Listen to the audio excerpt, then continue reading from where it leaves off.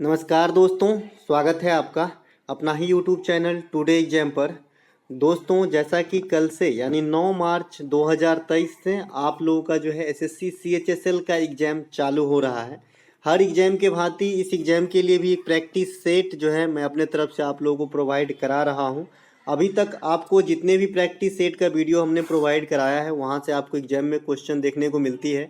आशा करते हैं कि इस वीडियो से भी आपको कल के एग्जाम में क्वेश्चन देखने को मिलेगी। तो जिन भाई बंधु का एग्जाम है वो अच्छे से देखें और ध्यान से एक्स्ट्रा फैक्ट को सुने।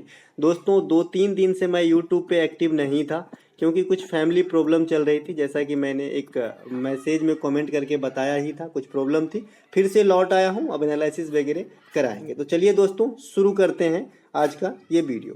पहला प्रश्न है कि राज्य में सर्वोच्च विधिक अधिकारी महाधिवक्ता। देखिए, राज्य के जो सर्वोच्च विधिक अधिकारी होता है वो महाधिवक्ता होते हैं, जिसे एडवोकेट जनरल कहा जाता है। एडवोकेट जनरल कहा जाता है। और केंद्र में जो सर्वोच्च विधि अधिकारी होता है उसे अटॉर्नी जनरल ऑफ इंडिया कहा जाता है।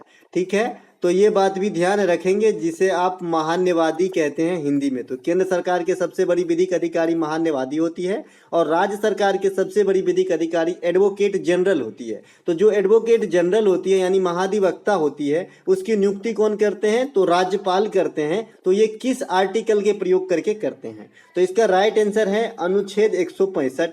आर्टिकल 165 के थ्रू जो है एडवोकेट जनरल की नियुक्ति जो है, अपॉइंटमेंट जो है, ये आपका राज्यपाल के द्वारा अपॉइंट किए जाते हैं। ठीक है, अभी हमने एक चर्च किया था महान्यवादी, जो आपका केंद्र सरकार के सबसे बड़े विधिक अधिकारी होते हैं, अटॉर्नी जनरल ऑफ इंडिया। इनकी नियुक्ति जो है आपके राष्ट्रपति के द्वारा किया जाता है और यह आर्टिकल 76 के प्रयोग करके किया जाता है। तो दोनों बात ध्यान रखेंगे, साथ में रिलेटेड करके चलेंगे तो दोनों ही चीज याद रहेगी, है ना। 165 से एडवोकेट जनरल और 76 से महान्यवादी। महान्यवादी केंद्र सरकार के सबसे बड़े विधिक अधिकारी और एडवोकेट जनरल उस पार्टिकुलर राज्य के सबसे बड़े विधिक अधिकारी। ठीक है, इसके अलावा अनुच्छेद 148 जो सीजीएल में आपको 6 तारीख को पूछा गया था मेंस में, ये भारत के नियंत्रक एवं महालेखा परीक्षक से संबंधित है। और वर्तमान में भारत के नियंत्रक एवं महालेखा परीक्षक जो है ये आपका गिरीश चंद्र मुर्मू है, जो देश के 14वें नियंत्रक एवं महालेखा परीक्षक है। एक एक बात को नोट करते चले। इसके अलावा अनुच्छेद 280 जो है ये वित्त आयोग के गठन से है।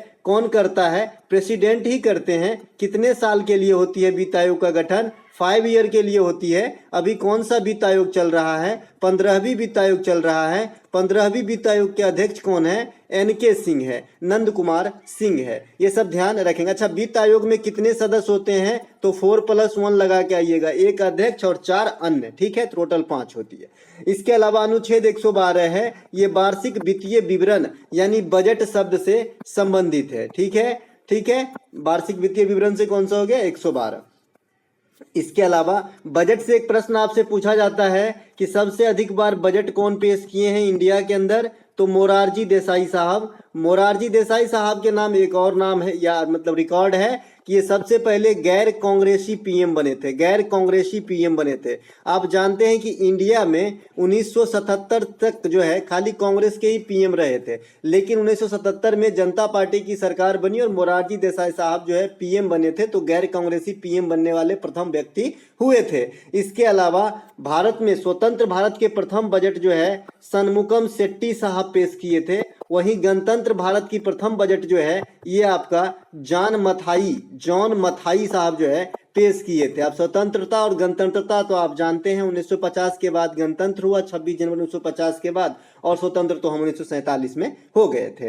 राष्ट्रपति के जो क्षमादान है, जो मतलब माफीनामा का जो अधिकार है, आर्टिकल देते हैं, ये आर्टिकल 72 देते हैं, किसी भी कदाचार सिद्ध व्यक्ति को क्षमा कर सकते हैं। वहीं राज्यपाल को भी क्षमादान के अधिकार प्राप्त है, जो आर्टिकल 161 देते हैं। ठीक है, दोनों बात ध्यान रखेंगे। अगर राष्ट्रपति का पद पूछा जाता है तो आर्टिकल 52 होता है इंडिया में, और राज्यपाल का पद पूछा जाता है तो आपका 153 होता है। ठीक है, तो दोनों बात ध्यान रखेंगे। देखिए दोस्तों, जैसे केंद्र में आप राष्ट्रपति को समझते हैं, लाइक आप राज्य के अंदर राष्ट्रपति के जैसे ही राज्यपाल को समझिए, चीजें आसान होती चली जाएगी। अगला एक प्रश्न है यहाँ पे कि वर्ष 2022-23 के लिए राष्ट्रीय सांख्यिकी कार्यालय द्वारा जीडीपी में कितने प्रतिशत की वृद्धि का अनुमान लगाया गया है? देखिए, ये जो वृद्धि की अनुमान लगाई जाती है ये अग्रिम ही होती है, ये अग्रिम ही होती है। ठीक है, है ना। ये 100% ये नहीं होता है कि भाई इतना होगा ही होगा, या फिर इससे मतलब कम हो, मतलब ज्यादा भी हो सकता है, कम भी हो सकता है, एक्यूरेट नहीं हो सकता, ये अनुमानित होती है, ठीक है।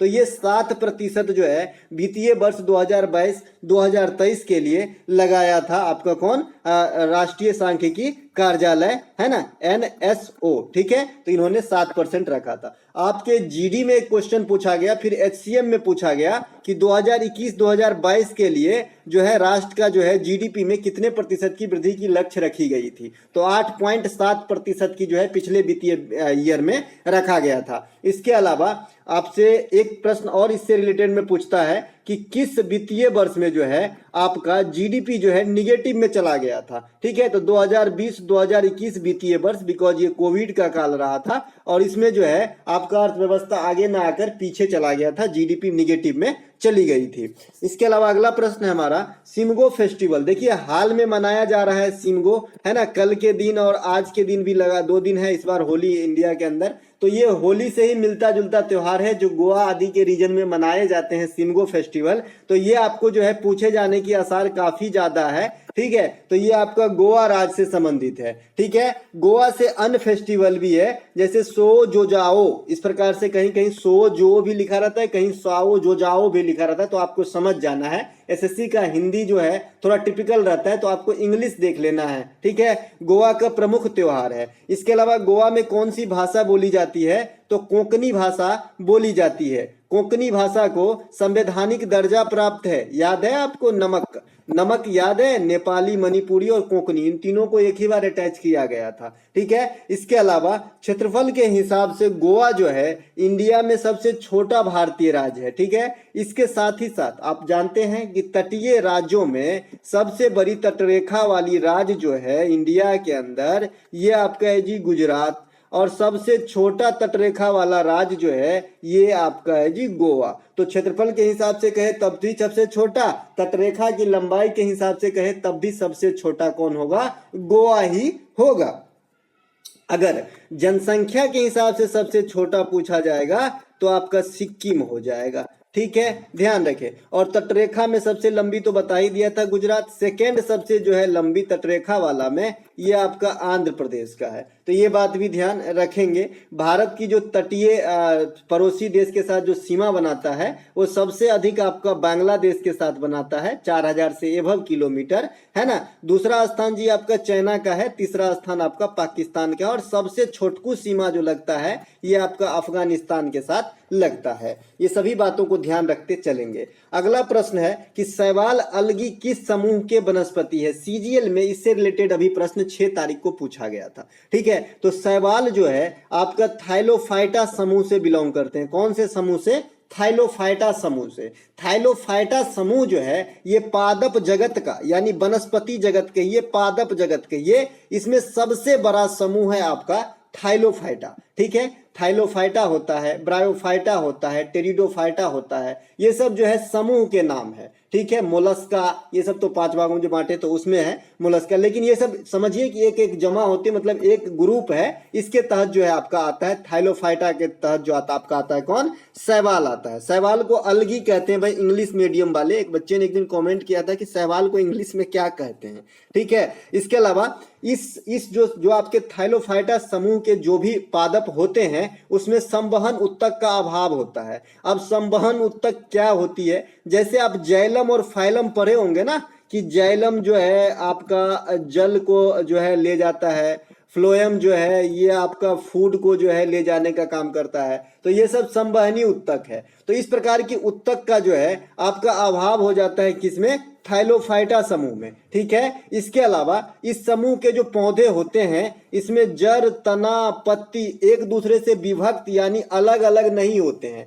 जनरली हमने आपका यहाँ पे एक तुलसी का पेड़ बना दिया, तो इस प्रकार से आप तना देखते हैं, फिर इसमें जो है बीज भी रहता है, इस प्रकार से पत्ता रहता है, तो ये जो है अलग अलग विभक्त रहते हैं। लेकिन जो थाइलोफाइटा समूह के होते हैं सब एक ही में अटैच रहते हैं भैया, जड़, तना, पत्ती, ठीक है, पता ही नहीं चलता है कहाँ क्या है, ठीक है। इसके अलावा इस समूह में शैवाल के अलावा क्या आता है थाइलोफाइटा में, तो ये आपका आ जाता है जी, शैवाल तो आते ही आते हैं, कवक आ जाते हैं और जीवाणु भी आ जाते हैं। अब एक क्वेश्चन यहाँ से आता है कि कवक के अध्ययन को क्या कहते हैं और शैवाल के अध्ययन को क्या कहते हैं, जीवाणु के अध्ययन को क्या कहते हैं। चलिए, शैवाल के अध्ययन को दोस्तों फाइकोलॉजी कहा जाता है। क्या?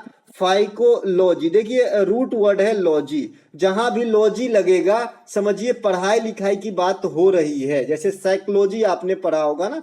कवक, कवक जो है इसको कहते हैं जी फाइकोलॉजी शैवाल को, तो इसको जो है माइकोलॉजी कहते हैं आपको कवक को, ठीक है, माइकोलॉजी, ठीक है। इसके अलावा जीवाणु को आप बैक्टीरियोलॉजी कह सकते हैं, बैक्टीरिया से बना है, लॉजी लगा दो पढ़ाई हो जाएगी जी, है ना। बैक्टीरिया की खोज जो है ल्यूवेन हॉक के द्वारा किया गया था, ल्यूवेन हॉक के द्वारा किया गया था, ये बात भी आपको ध्यान रखना है। इसके अलावा इस समूह के जो पौधे होते हैं ना दोस्त, उसमें पुष्प और बीज भी नहीं होते। पुष्प का मतलब है जी आपका फ्लावर, जो फूल होते हैं ये भी नहीं होता, और बीज तो आप जानते हैं सीड, तो ये दोनों नहीं होते। इसीलिए जिसमें आपको पुष्प और बीज नहीं होते हैं उसको आप किस ग्रुप में रखते हैं, तो उसको आप क्रिप्टोगेम्स में रखते हैं। आपने क्रिप्टोगेम्स और फेनरोगेम्स का नाम तो जरूर सुना होगा ना, तो क्रिप्टोगेम्स हो जाते हैं थैलोफाइटा समूह के जो है आपके मतलब जो भी हैं, है ना, मतलब पादप, है ना। तो ये आपका जो है इतने बात को आपको गहराई से समझ लेना है, इसको थोड़ा एक बार और पीछे करके देख लेना है, काफी काम की चीज है यहाँ पे, है ना। इसके अलावा कोप 28 की बैठक 2023 में कहां प्रस्तावित है। देखिए कोप जो है ये आपका एक इंपोर्टेंट बैठक होती है जो आपका जलवायु परिवर्तन के ऊपर होती है। एक एग्जाम में दोस्तों कोप जो है कोप का जो है ये आपका ये UNFCC होता है ना, ट्रिपल सी, इसका फुल फॉर्म पूछ लिया, है ना, ये भी यूएन से संबंधित टर्म है। तो इसका फुल फॉर्म जो होता है आपको तो यूएन से यूनाइटेड नेशंस लगा देना है। बात आती है जी इन तीनों सी का और एफ का क्या करें, ठीक है। तो एफ को आप फ्रेमवर्क करना है, और कन्विक्शन ऑन क्लाइमेट चेंज, इसको एक साथ याद रखना है, conviction on climate change, conviction on climate change, conviction on climate change, 3 बार बोलेंगे याद हो जाएगा। तो United Nations framework conviction on climate change, इस प्रकार से इसका फुल फॉर्म है। और ये किसी और एग्जाम में नहीं, यूपी की जो पीईटी की एग्जाम हुई थी इसमें पूछा गया था, ठीक है। संयुक्त अरब अमीरात में होए जाने की बात है दोस्तों कोप 28 की बैठक, ठीक है। अभी सीजीएल में पूछा गया था, कोप से रिलेटेड 3 कथन दिया गया था और आपको सत्य बताना था। तो उसमें दिया गया था एक कि कोप 28 की बैठक इंडिया में होगी, तो ये तो सरासर गलत थी। इसके बाद कोप की प्रथम बैठक 1995 में हुआ था, ये जी सही था। उसके बाद बोला था कि कोप की जो प्रथम बैठक हुई थी ना वो आपका पेरिस में हुआ था, तो ये जी गलत हो गया था, ठीक है। तो इसी बेस्ट मैंने क्वेश्चन रखा है। देखिए एसएससी जो है आपको कब इसका पार पाना मुश्किल है जी, ठीक है। तो अपने को ही जो है पानी उपज के जो है समुद्र खाली करना होगा, है ना, उसको पकड़ने के लिए। तो हमने भी इसी प्रकार से क्वेश्चन रखा है जी। कोप 1 सम्मेलन की बैठक आपका 1995 में बर्लिन जर्मनी के अंदर हुआ था। इसके अलावा कोप 27 की बैठक मिस्र के अंदर हुआ था, है ना, 22 में। कोप 26 जो है ये आपका ग्लासगो के अंदर हुआ था।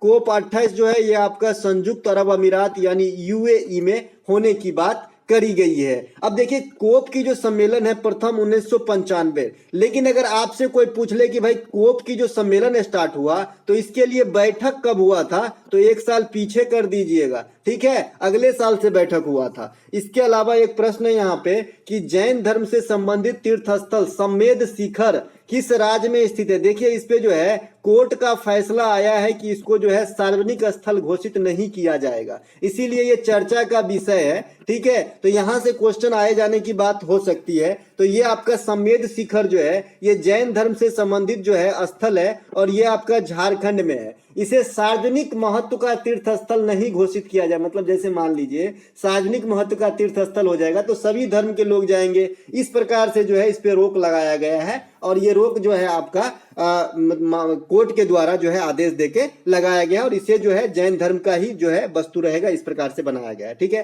तो ये आपका झारखंड में है और ये पारसनाथ की पहाड़ी में स्थित है जी। ये क्वेश्चन भी पूछा जाता है कि पारसनाथ की पहाड़ी कहाँ है, तो ये आपका झारखंड में है। आपने इस टर्म में क्वेश्चन और सुना होगा कि महादेव की पहाड़ी कहाँ है, धूपगढ़ी चोटी कहाँ है ना। तो ऐसे ही पारसनाथ भी पूछा जाता है। झारखंड की बात आ गई तो झारखंड में एक रख लीजिएगा आप सरहुल त्योहार, बहुत अच्छा होता है। और एक आपका छऊ नृत्य, ये भी झारखंड का है। जट जटिन नृत्य, ये भी आपका झारखंड का है। ठीक है। जादूगोरा, जहां पे आपको यूरेनियम मिलती है, ये भी आपका झारखंड का है। झरिया कोयला क्षेत्र, ये भी आपका झारखंड में है। बोकारो स्टील फैक्ट्री, ये भी आपका झारखंड में है, जो रूस के सहयोग से लगाया गया था। तो ये सभी बात ध्यान रखेंगे। इसके अलावा जैन धर्म के प्रथम तीर्थंकर कौन थे? तो ऋषभ देव थे। और अंतिम तीर्थंकर भगवान महावीर थे, जिसे 24वें तीर्थंकर कहा जाता है। जैन धर्म में जो है आपको किस भाषा में उपदेश देखने को मिला? तो आपका प्राकृत भाषा में मिला था। जैन धर्म में जो है 2-3 टर्म है, वो आपको याद रखना है। मैं हर बार बताता हूं, अनेकांतवाद और स्यादवाद, क्योंकि मैंने सीजीएल में करीब 2 बार इस क्वेश्चन को अटेंड किया है जब मैं एग्जाम देता था। आज भी पूछे जाते हैं। ठीक है। इसके अलावा कांग्रेस के 1916 के अधिवेशन की अध्यक्षता किसने किया था? सत्येंद्र प्रसाद सिन्हा। और ये बैठक हुआ कहाँ था? मुंबई के अंदर। 1916 नहीं जी, 15 माफ कीजिएगा, यहाँ पे 15 कर लीजिएगा, ये गलती है। 1915 की बैठक की जो अध्यक्षता है सत्येंद्र प्रसाद सिन्हा ने किया था मुंबई के अंदर। ठीक है। 1916 की बैठक ये काफी पूछता है, तो अधिवेशन की अध्यक्षता जो है अंबिका चरण मजुमदार ने किया था। 1916 की बैठक की अपने आप में महत्व है, जिसमें कुछ खास चीज होती है जो आपको ध्यान रखना है। 1907 में जो बैठक हुई थी, जो आपका कहां पर हुई थी? सूरत के अंदर। सूरत गुजरात में है और इंडिया का सेकंड जो है क्लीनेस्ट शहर है, तो ये बात भी आपको ध्यान रखना है ना। तो 1907 में जो बैठक हुई थी, ये आपका रास बिहारी घोष किया था। और यहाँ पे कांग्रेस जो है 2 पार्टों में बट गए थे।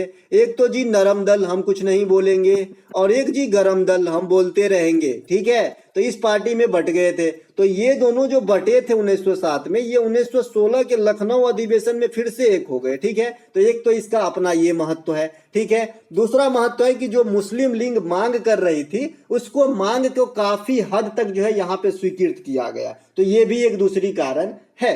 ठीक है। साथ ही साथ 1915 आपने देखा बनर्जी सत्येंद्र साहब ने किए थे। 1916 में अंबिका चरण मजुमदार किए थे। तो भाई 1917 भी इंपॉर्टेंट है, इसलिए क्योंकि ये प्रथम महिला एनी बेसेंट, जो आयरिश लेडी थी, यानी आयरलैंड की रहने वाली थी, तो इन्होंने प्रथम बार जो है कोई महिला कांग्रेस की अध्यक्षता संभाली। और ये आपका 1917 में इस प्रकार के कारनामा होता है। लेकिन अगर आपसे कोई पूछ ले कि प्रथम भारतीय महिला, तो भाई एनी बेसेंट मत लगाना, फिर आपको सरोजिनी नायडू लगाना पड़ेगा। ठीक है। दोनों बात ध्यान रखेंगे। कांग्रेस की स्थापना जी 1885 में होता है एओ ह्यूम के द्वारा। किसके द्वारा?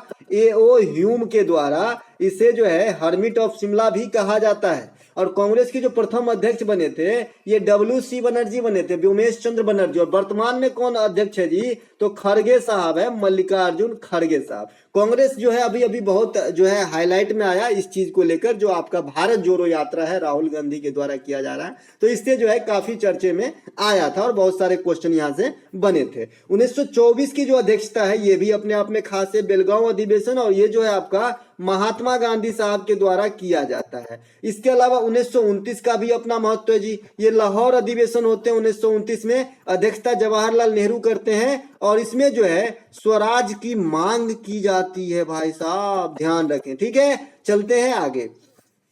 अगला प्रश्न है हमारा, प्रथम हृदय प्रत्यारोपण कब हुआ था? देखिए, प्रथम हृदय प्रत्यारोपण, सबसे पहले हृदय के अध्ययन को हम कार्डियोलॉजी कहते हैं। ये भी आपका क्वेश्चन पूछा गया है। अभी हमने कहा कि भाई लॉजी शब्द लगाओ, पढ़ाई स्टार्ट हो जाती है। ठीक है। तो कार्ड शब्द जो है आपका, ये आपका हृदय से है। ठीक है, CR। तो ये आप कार्डियोलॉजी जो है ये आपका किससे हो जाएगा? हृदय से। और इस प्रत्यारोपण किया था, मतलब प्रतिस्थापित करना, मतलब निकाल के फिर से लगाना, इस प्रकार का प्रत्यारोपण होता है। तो ये आपका 3 दिसंबर 1967 को किया गया था डॉक्टर क्रिश्चियन बोनार्ड के द्वारा। ये भी पूछा जाता है किसके द्वारा? तो डॉक्टर क्रिश्चियन बोनार्ड। कहाँ के रहने वाले थे? तो ये साउथ अफ्रीका के रहने वाले थे, ध्यान रखेंगे। ठीक है। इसके अलावा हृदय के अध्ययन को कार्डियोलॉजी, यहाँ भी मैंने लिख के रखा है भैया। इसके अलावा जो आपका मानव हृदय का जो है, कितने चेंबर होते हैं मानव हृदय में? तो 4 चेंबर होते हैं जी। 2 आलिंद होते हैं और 2 निलय होते हैं। ठीक है। 2 आलिंद और 2 निलय होते हैं। ठीक है। ये बात आपको ध्यान रखना है। इसके अलावा सामान्यतः हृदय की जो स्पंदन की गति होती है वो कितनी बार होती है? तो 60 सेकेंड में लगभग 72 बार, यानी 1 मिनट में 72 बार। इसके अलावा काकतीय वंश का जो है संस्थापक कौन है जी? तो काकतीय वंश का संस्थापक जो है ये आपका बीता प्रथम है। नाम ही इस प्रकार से भैया, कहीं कहीं बीटा भी लिखता है, अल्फा बीटा वाला। ठीक है। तो बीता प्रथम याद रखेंगे काकतीय वंश। आपने काकतीय वंश के ऊपर साउथ का एक मूवी देखा होगा जिसमें रुद्रमा देवी रहती है, ठीक है। तो रुद्रमा देवी जो है ये काकतीय वंश से संबंधित है। अभी सीजीएल के अंदर शुंग वंश से पूछा गया था, शुंग वंश से, ठीक है। बोल रहे थे कि जो पुष्यमित्र शुंग थे ब्राह्मण थे, तो किस वंश की स्थापना किया, बड़ा घुमाता है जी गोल गोल है, तो शुंग वंश की। इसके अलावा होयसल वंश के संस्थापक कौन है जी, तो ये विष्णुवर्धन है। अब होयसल वंश यहाँ पे रखने का मेरा एक खासा मोटो है कि आपने यूनेस्को के अंदर जो 2022 के लिए प्रपोजल गया है जी विश्व धरोहर के लिए इंडिया का साइट, ये आपका होयसल के द्वारा जो स्थापित मंदिर है जो कर्नाटक के हेलीवीड में है, जिसे पहले द्वार समुद्र कहा जाता था, ठीक है। तो इसको दिया गया है। तो ये वंश पूछा जा सकता है या फिर ये भी आपसे करंट में पूछा जा सकता है भाई कि यूनेस्को के लिए किस साइट की जो है फरमान जारी की गई है अटैच करने के लिए। तो होयसल की मंदिर ध्यान रखेंगे और 39वां 40वां भी ध्यान रखना है। तो 40वां था जी आपका धौलावीरा, और धौलावीरा कहां पर है, हड़प्पा साइट है गुजरात के अंदर। 39वां कहां था जी, रंगप्पा मंदिर, ये आपका कहां पे है, तो तेलंगाना के अंदर है, और तेलंगाना का ये प्रथम साइट भी है, ठीक है। तेलंगाना से याद आया जी प्रथम व्यक्ति जो प्रति व्यक्ति आय है पर कैपिटा इनकम है, तेलंगाना हाई पे चल रहा है इंडिया के अंदर, ध्यान रखेंगे। तेलंगाना का फॉर्मेशन भी ध्यान रखे भाई, कोई भरोसा नहीं, बात आ गया तो 2014 में होती है, ठीक है। लेकिन उस समय अगर पीएम पूछ दे तो मनमोहन सिंह नहीं मार दीजिएगा, क्योंकि 2014 एक ऐसा इसमें जिसमें मनमोहन सिंह भी पीएम रहे और नरेंद्र मोदी साहब भी रहे। तो नरेंद्र मोदी साहब आने के बाद तेलंगाना का फॉर्मेशन जो है हुआ था। इसके अलावा होयसल की राजधानी कहां थी, द्वार समुद्र, जिसे आजकल हेलीवीड कहा जाता है, ये तो बता ही दिए। एक प्रश्न यहाँ पे, राष्ट्रीय ग्रीन हाइड्रोजन मिशन किस मंत्रालय के अधीन रहकर कार्य करेगी, तो एक मंत्रालय का फॉर्मेशन होगा जी नवीन एवं नवीकरणीय ऊर्जा मंत्रालय। अब देखिए नवीकरणीय शब्द आपके पास आया है, तो इसका अर्थ होता है ऐसी ऊर्जा जिसकी पुनः जो है आपूर्ति संभव हो, ठीक है, तो उसे नवीकरणीय कहते हैं। और अनवीकरणीय वैसा कहता है कि एक बार खपत कर लिए ना तो फिर तो या तो नहीं होगा या होगा तो कई हजार वर्ष में होगा। ये उदाहरण देंगे तो समझ जाएंगे, ऐसे नहीं समझेंगे। देखिए एक है आपका कोयला, ठीक है। कोयला कैसा वो जो है, तो ये अनवीकरणीय में चला जाएगा। अनवीकरणीय, क्या कोयला 5 दिन में बन जाता है जी, नहीं, हजारों वर्ष लग जाते हैं, ठीक है। तो इसको हम खपत कर रहे हैं, अगर तेजी से खपत किए तो वो दिन दूर नहीं जब कोयला ही खत्म हो जाएगा, ठीक है। तो ये अनवीकरणीय है। लेकिन दूसरा देख लीजिए, वायु ऊर्जा ले लीजिए, पवन ऊर्जा लीजिए, पवन कभी खत्म होगा जी, हवा होगा, नहीं होगा ना, तो ये नवीकरणीय है। तो इस प्रकार से एक मंत्रालय बनाया जाएगा, नवीकरणीय मंत्रालय, उसके अंदर रहकर काम करेगा। इसरो द्वारा मंगलयान को कब लॉन्च किया गया था, है ना, 2000 के नोट के पीछे में देख रहे होंगे, मंगलयान इस प्रकार का जो है, इस प्रकार का रहता है। अब मेरा ड्राइंग तो आप जानते ही हैं, है ना। तो 5 नवंबर 2013 को किया गया था, ठीक है। इसके अलावा मंगलयान को किस यान से लॉन्च किया गया था, तो भाई PSLV C-25 से लॉन्च किया गया था, ठीक है। एक बार पूछ दिया गया था कि मंगलयान जो आपका मंगल मिशन या मंगलयान करके एक पिक्चर भी बना है जी, मुझे इतना कंफर्म नहीं है लेकिन पिक्चर है, तो उसमें हीरोइन कौन है, अब बताइए, ये भी पूछते हैं। PSLV C-25 से लॉन्च किया गया था मंगलयान को। अब इसरो के बारे में जो करंट से क्वेश्चन बनेगा कुछ इस प्रकार से, चंद्रयान फर्स्ट, ये तो एनिशिएंट बनेगा 2008 में, चंद्रयान 2 2019 में, है ना, प्रज्ञान याद ही होगा, और ये जो है असफल रहा था, हालांकि काफी हद तक हम पहुंच गए थे। इसरो की स्थापना 1969 में होती है। मुख्यालय कहाँ पे है जी, बेंगलुरु के अंदर। वर्तमान में जो चीफ है इनके, ये सोमनाथ है, ये के सिवन साहब का जो है स्थान लिए थे, है ना, के सिवन साहब थे चंद्रयान द्वितीय के समय, याद रखेंगे। इसके अलावा इसरो का महत्वाकांक्षी मिशन जो है ये आपका गगनयान, जो आपका 2024 में जो है चलाए जाने की बात हो रही है, और ये भारत का पहला मानव अंतरिक्ष कार्यक्रम होगी। तो गलती से कुछ मंगलयान वगैरह नहीं मार देना भाई, ठीक है, क्योंकि ये जो गगनयान है ये भारत का पहला मानव अंतरिक्ष कार्यक्रम होगा। अब तक मानव सहित अंतरिक्ष कार्यक्रम नहीं हुआ है, ठीक है। DRDO की स्थापना जो है 1958 में हुआ है, ये भी सुरक्षा से संबंधित है, और इसकी मुख्यालय जो है आपका दिल्ली में अंदर है। और समीर भी कामत जो है वर्तमान में इनके चीफ है, पहले जी सतीश रेड्डी साहब हुआ करते थे, इनके स्थान पे जो है ये पॉइंट हुए। तो दोस्तों ये थे हमारे तरफ से सुझाए गए कुछ प्रैक्टिस सेट का वीडियो। अगर आपको अच्छा लगा हो तो लाइक कर लेंगे। मिलेंगे कल से एनालिसिस वाली वीडियो के साथ, तब तक के लिए जय हिंद।